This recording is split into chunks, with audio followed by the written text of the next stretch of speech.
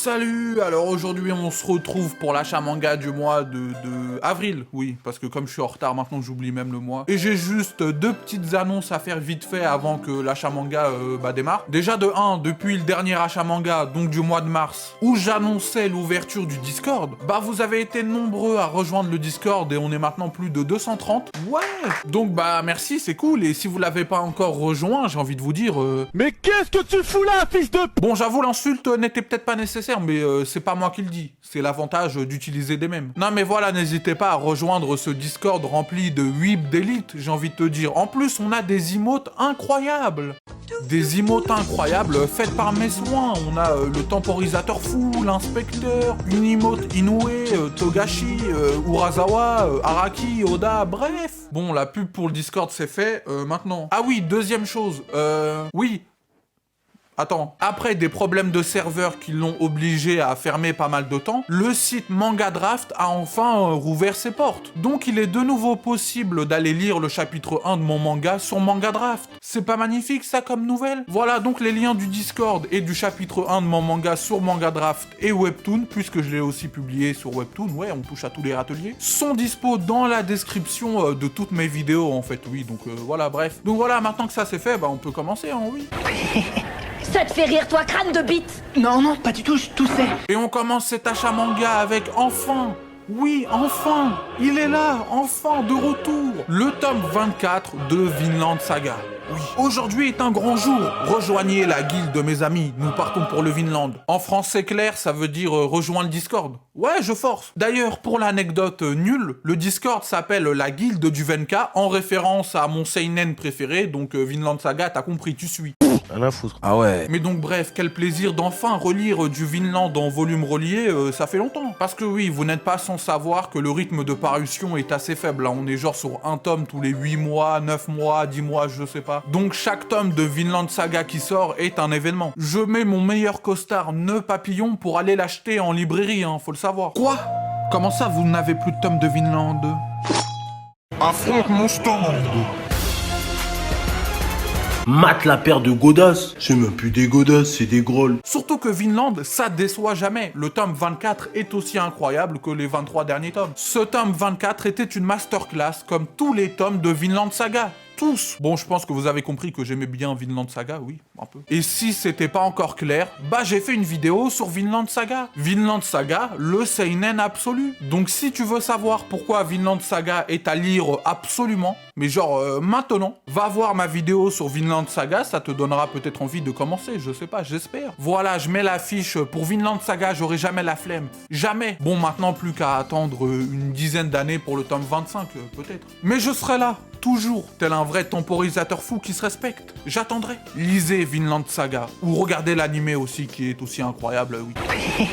Ça te fait rire, toi, crâne de bite? Et on continue avec L'île entre deux mondes chez Pika Graphics. Série finie en 2 tomes qui m'a pas mal fait penser à Time Shadows. Je veux dire un gars qui débarque sur l'île de son enfance où il se passe pas mal d'événements mystérieux. Comment ne pas penser à Time Shadows? Je vous le demande. Et tout comme pour Time Shadows, j'ai adoré. Les deux partagent cette ambiance qui te donne qu'une envie, c'est d'aller me baigner en mer, bordel. En plus, t'as cette ambiance des petites îles japonaises entourées de mer là, bon, c'est le principe d'une île, oui. Oui, certes. Mais d'une eau azur, un peu comme la couverture, tu vois, qui appelle à la baignade. En plus, la couverture est magnifique, vraiment, voilà, c'est un petit bonus. Mais sérieux, les moments dans le manga où il fait du scooter sur l'île avec vue sur la mer, là, ou même quand il se retrouve sous une cascade, c'est de la torture visuelle, je suis désolé. Toi, t'es en couvre-feu, tu vois des gens faire du scooter sur une île en plein soleil avec vue sur la mer. Achevez-moi, vas-y. Bref, mais sinon, au-delà de l'ambiance, parce que je parle que de ça, bien sûr, le manga a bien d'autres qualités. Déjà, j'ai adoré le rythme posé. Ça fait du bien ce genre de lecture entre deux shonen bien vénères ou deux seinen bien sombres et psychologiques. Une lecture détente avec une ambiance incroyable et une histoire assez sympathique, un peu onirique et tout. En plus, dans une belle édition et de beaux dessins, que demande le peuple, j'ai envie de te dire? Quoi?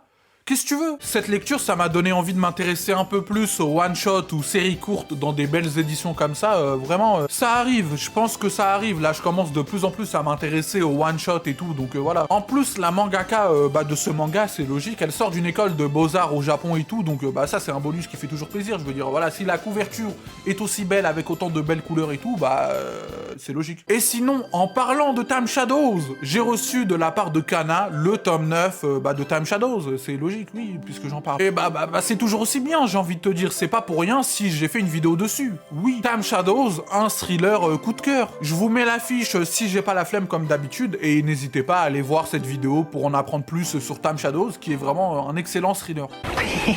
Ça te fait rire, toi, crâne de bite? Et on continue avec une victoire du temporisateur fou.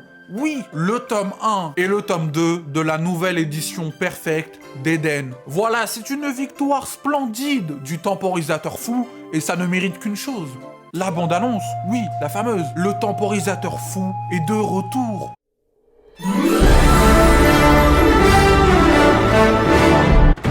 Ladies and gentlemen, this is the main event of the evening.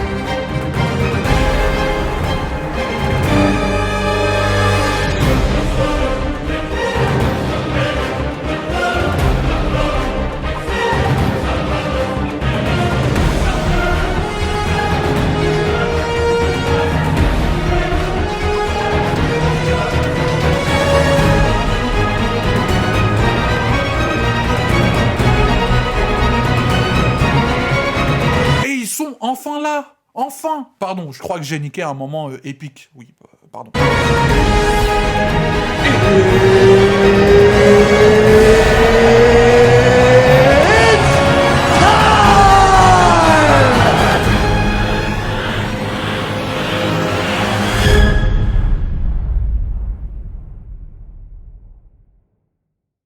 Voilà, victoire du temporisateur fou, après tant de temps d'attente. J'attendais Eden depuis pas mal de temps, car ça, c'est de la vraie bonne SF des années 90. Le mot qui conviendrait le plus à Eden, c'est justesse. Justesse dans les propos, justesse dans les enjeux. Ça parle d'un virus inconnu qui crée une pandémie et donc qui tue une partie de la population mondiale. Ah là là, c'est fiction, si loin de la réalité. Ah, c'est drôle un peu, là. Qu'est-ce qu'on rigole, là. Qu'est-ce qu'on se marre, bordel de merde. Qu'est-ce que c'est drôle. Mais bien sûr, ces événements, ce contexte et cet univers sont aussi un prétexte pour aborder un nombre incalculable de thèmes impossibles à énumérer, tellement ils sont incalculables, je viens de le dire. L'écologie, la famille, le racisme, les conflits internationaux, la politique, la mort, la religion, la société, la civilisation humaine, l'humanité aussi, oui. Bref, et tout un tas d'autres thèmes philosophiques en mode philosophe, ça fait réfléchir, ça dit beaucoup sur la société.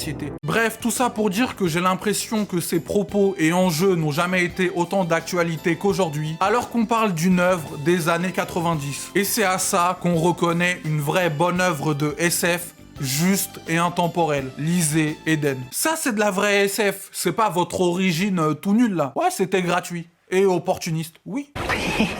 Ça te fait rire, toi, crâne de bite? Et on continue avec le tome 19 de The Promised Neverland et le tome 15 de Dr. Stone. Bon, ce tome 19 de The Promised Neverland, je l'ai trouvé un peu mieux que le tome 18 que j'avais pas aimé, mais ça reste vraiment classique. Jean coupe droite régular de l'époque du Wu-Tang Clan. Il a mis un régular coupe skinny section, javelot section pointe. Rien de surprenant, rien de choquant, aussitôt lu, aussitôt oublié. C'est pas du travail. Pardon, je me suis un peu emporté, mais tout ça pour dire que voilà, ça restait, voilà, c'était pas mauvais ce tome 19, mais il reste un tome avant la fin, et vite ce dernier tome. J'ai qu'une hâte là, c'est de lire le tome 20, espérer une bonne fin, et on passera à autre chose. Ça fait mal de voir un être cher devenir comme ça, j'ai envie de te dire là, faut débrancher. Et ce tome 15 de Dr. Stone, j'ai trouvé pas mal de facilité scénaristique, mais bon, après c'est un shonen, donc c'est normal un peu. Mais c'est vrai qu'après une petite introspection, je trouve que je prends un peu moins de plaisir à lire Dr. Stone ces derniers temps. Et en fait, j'hésite à faire une petite pause. Genre laisser 3-4 tomes sortir, et après les prendre et les lire d'un coup plutôt que de prendre tome par tome comme je le fais actuellement. Qu'on soit bien d'accord, hein, c'était pas nul, mais j'ai plus cette impression d'envie de lire vraiment Dr. Stone. Je sais plus qui a dit, est-ce que tu restes marié par habitude ou par réel amour? Et oui, philosophe, ça fait réfléchir, ça dit beaucoup sur la société. Bon là on parle d'un manga donc ça n'a rien à voir, hein, mais enfin un peu dans le sens... Est-ce que tu lis par réelle envie ou juste par habitude pour compléter tes séries? Philosophe, ça fait réfléchir, ça dit beaucoup sur la société. Ça te fait rire, toi, crâne de bite? Et on continue avec du bon seinen, donc le tome 1 de The Fable et le tome 11 de My Home Hero. Alors The Fable, je vous en avais déjà parlé dans ma vidéo 3 mangas que j'attends pour 2021 en France, qui est sorti au début d'année 2021 et où je vous parlais de 3 mangas que j'attendais pour 2021 en France. Oui, c'est logique, c'est dans le titre. Et donc dans ces 3 mangas, je vous parlais de Blue Period qui est déjà sorti en janvier et dont je vous ai déjà parlé. De Zom 100 qui sort mi-mai, mais bon, au moment où sortira cette vidéo, je crois qu'il sera déjà sorti, oui, c'est l'avantage d'être en retard des fois. Et donc de The Fable, c'est logique, sinon je ferais pas cette intro pour aborder le manga.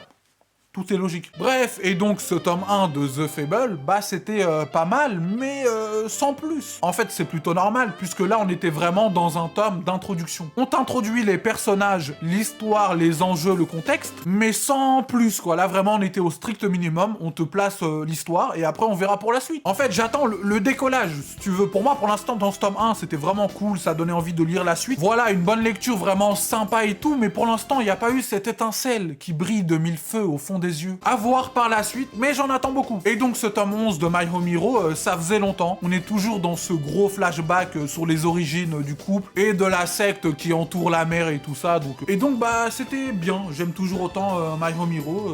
C'est toujours une bonne lecture. Je me demande toujours comment ça va finir toute cette merde, hein, toute cette histoire, mais je suis toujours dedans à fond et tout. Donc My Home Hero pour moi c'est toujours ça, quel plaisir, voilà. C'est toujours un bon seinen que je conseille après 11 volumes. Surtout que le tome 11 finit sur une sorte de cliffhanger, j'attends le tome 12 vite.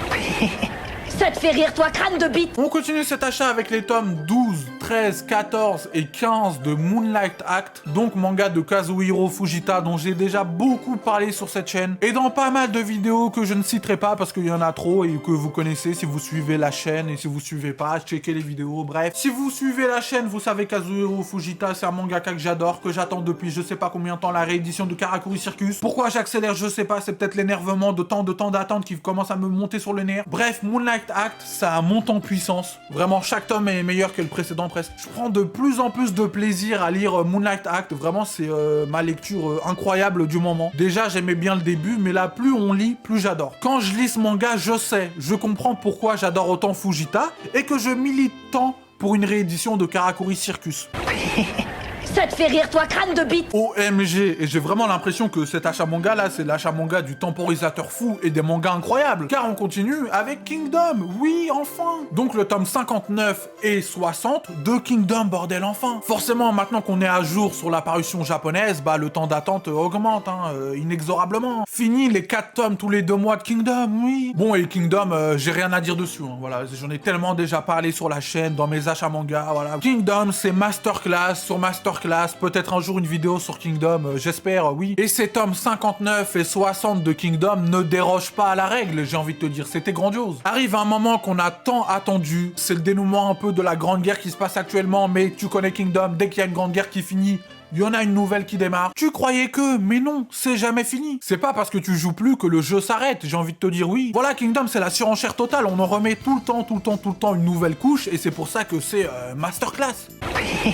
Ça te fait rire, toi, crâne de bite? Et on finit, comme d'habitude, cet achat manga en vrac total, parce que là, j'ai des trucs à faire, là, c'est-à-dire dormir et jouer à LoL, oui, mais c'est quand même des trucs à faire, je suis désolé. Donc, on a le tome 1 de Chandra's, c'est une nouveauté de Kana, donc, que Kana m'a envoyé, et c'était sympathique, vraiment agréable et dynamique, surtout les dessins qui sont vraiment beaux. Les dessins sont bien dessinés, j'ai envie de te dire, oui. Surtout les dessins des dragons, monstres et créatures et tout ça, quoi. Le folklore, j'ai envie de te dire. Mais ça reste assez classique dans l'ensemble, c'est une histoire de vengeance, mais agréable et cool à lire. Ça dépend de vos goûts, comme toujours, j'ai envie de vous dire, et surtout si vous aimez les séries courtes ou pas, parce que c'est une série courte finie en 3 tomes, je crois. Moi, comme vous le savez, enfin je dis comme vous savez, mais ça se trouve vous êtes nouveau, vous venez de voir cette vidéo, vous me découvrez avec cette vidéo pour la première fois et tout, donc abonne-toi. et like cette vidéo. Mais voilà, moi, de manière générale, je préfère les séries longues, hein, tout comme je préfère les séries aux films. Dès que ça commence à atteindre la dizaine de tomes, là, on peut commencer à parler, on peut discuter. Mais je sais aussi qu'il y en a qui préfèrent les séries courtes, parce que c'est plus court, logique. Mais voilà, parce que déjà, de 1, c'est plus économique, c'est plus avantageux, ça prend moins de place, et t'as pas besoin de te plonger dans une histoire pendant,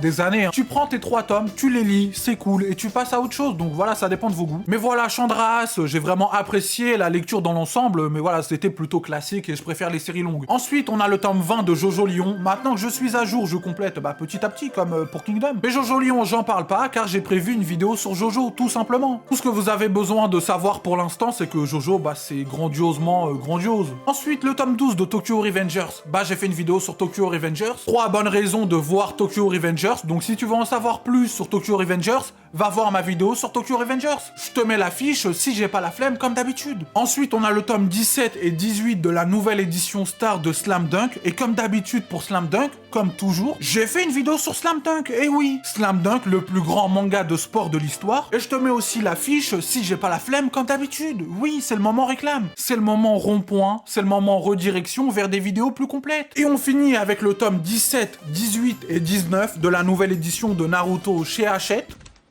Ok, j'achète. Prends mon argent. Oui, je la ferai tout le temps, cette blague, maintenant. C'est devenu un gimmick, oui. Même si c'est nul, oui, j'avoue. Et comme d'hab avec Naruto, j'ai fait une vidéo sur Naruto. Oui, 5 bonnes raisons de voir Naruto. Je te mets l'affiche si j'ai pas la flemme, comme d'habitude. Comme d'habitude, j'ai envie de te dire. En plus, voilà, Naruto, c'est Naruto, quoi. Vous connaissez Naruto? Oui, c'est Naruto.